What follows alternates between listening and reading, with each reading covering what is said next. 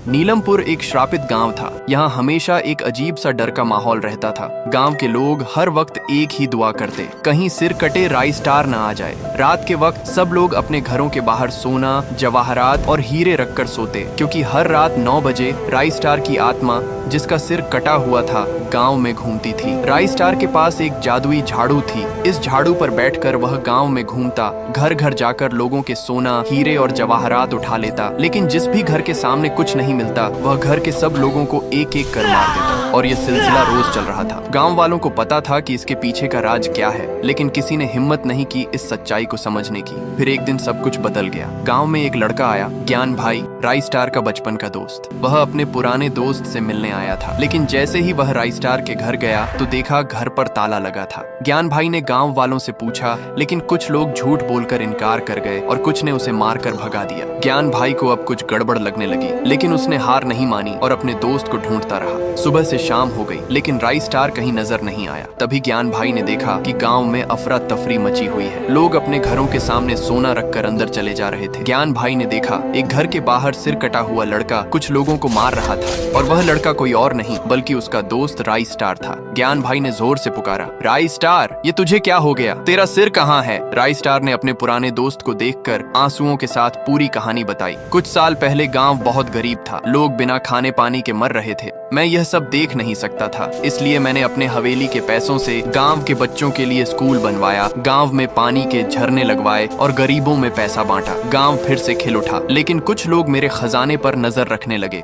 एक रात जब मैं सो रहा था, 2 लोग छुपे से आए और मेरा खजाना लूटने लगे। मैंने उन्हें देख लिया तो उन्होंने मेरा सिर मारा और मुझे बेहोश कर दिया। जब मेरी आंखें खुली तो गांव वाले मेरे आसपास खड़े थे और हाथ में हथियार था। मैंने जान की भीख मांगी, पर उन्होंने मुझे मार दिया। मेरे मरने के बाद गांव वालों ने मेरा सारा खजाना लूट लिया। तब से मैं अपना खजाना वापस ले रहा हूँ। ज्ञान भाई ने धीरे से कहा, भाई, मैं तेरा दुख समझ सकता हूँ, लेकिन लोगों की जान लेना गलत है। राई स्टार गुस्से में बोला, जब तक ये लोग मेरा सारा सोना वापस नहीं करेंगे, तब तक मैं सबको मारता रहूंगा, और अगर तू बीच में आया तो तू भी मरेगा। राई स्टार ने ज्ञान भाई को जेल में बंद कर दिया और फिर गाँव में लौटकर लोगों को मारना शुरू कर दिया। तभी वहाँ से एक बाबा गुजरे। बाबा ने ज्ञान भाई को देखा और तुरंत जादू से उसे आजाद कर दिया। तुम्हें यहाँ किसने बंद किया? बाबा ने पूछा। ज्ञान भाई ने समझाया, अभी समझाने का वक्त नहीं, हमें जल्दी राई स्टार को रोकना होगा, वरना वह सबको मार देगा। बाबा और ज्ञान भाई गांव की तरफ भागे। बाबा ने कुछ मंत्र जादुई बोले और राई स्टार एक जगह अटक गया, हिलडुल नहीं पा रहा था। ज्ञान भाई ने गांव वालों को इकट्ठा किया और राई स्टार के सारे पैसे वापस दिलवाए। गांव वालों ने सच में माफी मांगी। राई स्टार ने अपना खजाना वापस पाकर खुशी खुशी अपनी जादुई झाड़ू पर बैठकर वापस चले गए।